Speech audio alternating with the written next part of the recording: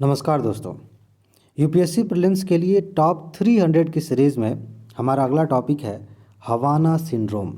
आज इसके बारे में जानेंगे। बहुत ही इंटरेस्टिंग टॉपिक है, एकदम हॉलीवुड की फिल्मों जैसा। लेकिन एक बात मैं बता दूं कि आज शाम को रात तक आपको साइंस की नोट मिल जाएगी।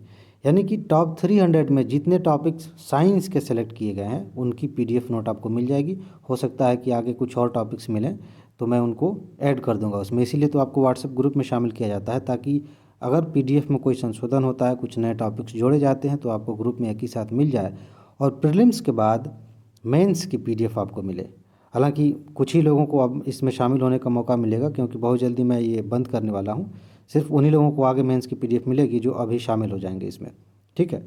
अगर आपके पास नहीं है पीडीएफ या फिर आप सोच रहे हैं कि ज़्यादा पैसे देने पड़ते होंगे, तो जाइए डिस्क्रिप्शन बॉक्स में पूरी जानकारी आपको मिल जाएगी। ठीक है, वहाँ पे व्हाट्सएप नंबर भी मिल जाएगा वीडियो में।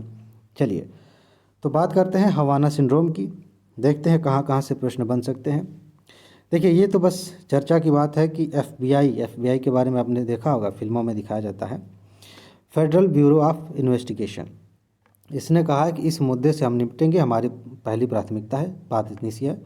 लेकिन असली कहानी शुरू होती है 2016 में। क्या हुआ था 2016 में? हवाना क्यूबा में है, जाकर देखिए कि कहाँ है। ज्योग्राफी इंपॉर्टेंट है, इसका लोकेशन इंपॉर्टेंट है। ठीक है। वहाँ पे तैनात संयुक्त राज्य अमेरिका के कुछ राजनयिकों और उनके कर्मचारियों ने कुछ असामान्य लक्षणों की सूचना दी। उनके अंदर कुछ गड़बड़ महसूस हो रहा था। ठीक, यहाँ से कहानी शुरू होती है। और उन सभी ने कुछ अजीब सी आवाज़ें सुनने और अजीब शारीरिक संवेदनाओं का अनुभव करने के बाद इस बीमारी को महसूस किया। अब कुछ गड़बड़ हो रहा था शरीर में। ठीक, अमेरिका ने क्या कहा? क्यूबा पर ध्वनि हमला, सोनिक अटैक करने का आरोप लगाया था। एकदम साइंस फिक्शन जैसी फिल्म का सीन चल रहा। लेकिन क्यूबा ने इस बीमारी या सिंड्रोम के बारे में किसी भी तरह की जानकारी देने से इनकार कर दिया। यानी कि वहाँ जो लोग काम कर रहे थे उन्हें अजीब अजीब सा महसूस होने लगा था, कुछ आवाज़ें सुनाई दे रही थी, बाद में कुछ और दिक्कतें होने लगी, बीमार पड़ने लगे लोग। और अमेरिका ने कहा कि जो क्यूबा है, मतलब जो हवाना है, क्यूबा है जो भी, वहाँ पे जो लोग हैं उन पे हमला किया जा रहा है। किस तरह का? Sonic attack. अब इसके बारे में थोड़ा और जानेंगे आगे, ये अटैक क्या है, किस तरह की चीज़ें इससे जुड़ी हुई हैं। तब से कई तरह के निकाय, कई तरह के संस्थान हवाना सिंड्रोम के कारणों पर शोध कर रहे हैं। और फिलहाल जो है इन संस्थानों ने अब तक कई संभावित कारकों की खोज की है। इस बीमारी के लक्षणों में आप देखिए, क्वेश्चन यहाँ से बनेगा। पहले तो एक क्वेश्चन ये बन सकता है कि हवाना सिंड्रोम का संबंध किससे है? चार लाइनें दे दी जाएंगी, आपको बताना होगा। एक क्वेश्चन ये बन सकता है कि हवाना सिंड्रोम के लक्षण क्या क्या है। देखिए, सामान्य लक्षण क्या है कि मिचली से महसूस होगी, तीव्र सिर दर्द हो सकता है बहुत तेज़ी से, थकान हो सकती है, चक्कर आ सकता है, नींद की समस्या आ सकती है। और जिन लोगों को ज़्यादा समस्या आ जाएगी उनके अंदर कुछ जैसे याददाश्त की समस्या आ सकती है, किसी को पहचानने में उन्हें दिक्कत होने लगेगी, बेहोश हो सकते हैं, ऐसी समस्याएं भी हो सकती हैं। ठीक, अच्छा, यहाँ ध्यान दीजिएगा। 2020 में national academy of sciences NAS USA का है, इसने एक रिपोर्ट दिया और कहा कि हवाना सिंड्रोम का मुख्य कारण निर्देशित माइक्रोवेव विकिरण है। यानी कि एक अलग तरह का हमला किया जा रहा है निर्देशित माइक्रोवेव विकिरण से। क्या है, समझते हैं इसको। अब देखिए, अब यहाँ से क्वेश्चन बन सकता है, माइक्रोवेव हथियार क्या होते हैं? ठीक, ध्यान से समझिएगा। माइक्रोवेव हथियार एक प्रकार के प्रत्यक्ष ऊर्जा हथियार होते हैं जो अपने लक्ष्य को अत्यधिक केंद्रित ऊर्जा रूपों जैसे कि ध्वनि से, लेज़र से या माइक्रोवेव से लक्षित करते हैं। जैसे अभी आगे मैं पढ़ देता हूँ, सब कुछ समझ में आ जाएगा। अब किसी को टारगेट कर दिया, उसकी तरफ एक खास तरह की ध्वनि आप भेज रहे हैं, उसका असर उस चीज़ पर, उस व्यक्ति पर, उस जानवर पर, चाहे जिसे भी आप लक्षित करें, उसका असर होने लगेगा। ठीक है ना। एक चीज़ सिंपल सा समझ लीजिए, इस दुनिया की हर चीज़ एनर्जी से बनी है। हर चीज़, हवा, पानी, हम, आप, पेड़ पौधे, आसपास की चीज़ें, हर चीज़ एनर्जी से ही बनी है। अलग अलग तरह का संगठन है। अगर उस एनर्जी के रूप को बदलने की कोशिश की जाएगी, उसमें कुछ बदलाव किया जाएगा, तो उस एनर्जी से जो कुछ भी स्ट्रक्चर बना है, जो संरचना बनी है, वह प्रभावित होगी।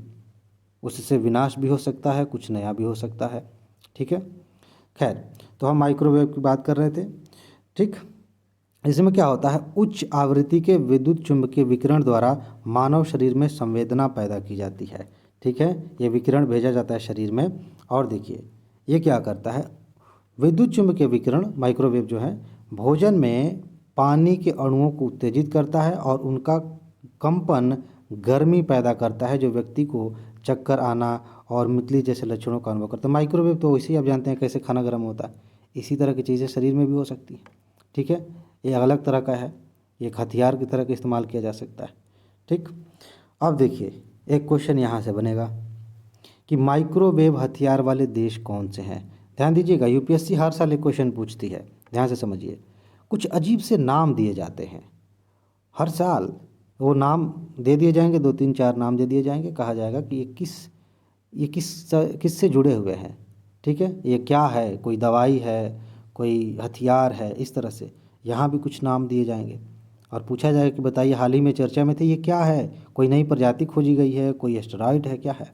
खैर, तो देखिए ऐसा माना जाता है कि एक से अधिक देशों ने मानव और इलेक्ट्रॉनिक दोनों प्रणालियों को लक्षित करने के लिए इन हथियारों को विकसित किया है।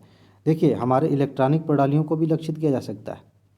जैसे मान लीजिए कोई सैटेलाइट है हमारा, उस सैटेलाइट से पूरा संचार तंत्र चल रहा है देश का, और किसी ने उसे ही टारगेट कर दिया इस तरह से कि अब वहाँ से संचार करना मुश्किल हो गया, हम एक दूसरे से बात नहीं कर सकते, इंटरनेट के माध्यम से जुड़ नहीं सकते, सब कुछ ध्वस्त हो गया, टारगेट किया जा सकता है। ठीक है, तो इस तरह से विकसित किया है। फिलहाल चीन ने क्या कहा, चीन ने पहली बार 2014 में एक एयर शो में पॉली WB1, अब देखिए यहाँ से क्वेश्चन बनेगा, पॉली WB1 नामक माइक्रोवेव हथियार का प्रदर्शन किया था। चाइना ने बनाया 2014 में। पूछा जा सकता है कि पॉली WB1 क्या है, और साथ ही साथ ये भी दिया जा सकता है कि ये दोनों नाम चर्चा में थे, बताइए क्या है। क्या है भाई, आगे क्या लिखा है, अमेरिका ने भी एक्टिव डेनियल सिस्टम नामक प्रोटोटाइप माइक्रोवेव हथियार विकसित किया है। ये दोनों माइक्रोवेव हथियार हैं। सिंपल सा क्वेश्चन बन सकता है, और यह सिंपल सा क्वेश्चन सिर्फ उनके लिए सिंपल रहेगा जिन्होंने इसे पढ़ा है, अदरवाइज बहुत कठिन हो जाएगा। ठीक है, विकसित किया है, जो कि पहला गैरघातक निर्देशित ऊर्जा काउंटर कार्मिक प्रणाली है, जिसमें वर्तमान में गैरघातक प्रणालियों की तुलना में अधिक विस्तारित क्षमता विद्यमान है। क्वेश्चन सिर्फ यहाँ से बन सकता है। ठीक है, बाकी चीज़ें इसके अंदर यूपीएससी ज़्यादातर नहीं जाती। आगे बढ़ते हैं, कुछ और बातें, हम कहाँ हैं भाई, भारत कुछ कर रहा है कि नहीं। हाल ही में DRDO ने उच्च ऊर्जा लेज़र और माइक्रोवेव का उपयोग करके निर्देशित ऊर्जा हथियार विकसित करने की योजना की घोषणा की। अभी घोषणा हुई है, देखा जाएगा आगे क्या होता है।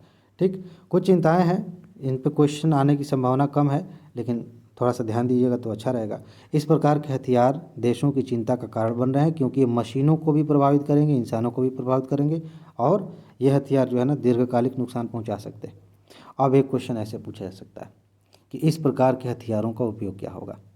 2 टॉपिक्स हमने कवर कर लिए। बात शुरू हुई थी हवाना सिंड्रोम से, उसके बाद से ये माइक्रोवेव हथियार, उसके बाद से 2 नए नए शब्द हमने देखे, वहाँ से प्रश्न आ सकते हैं।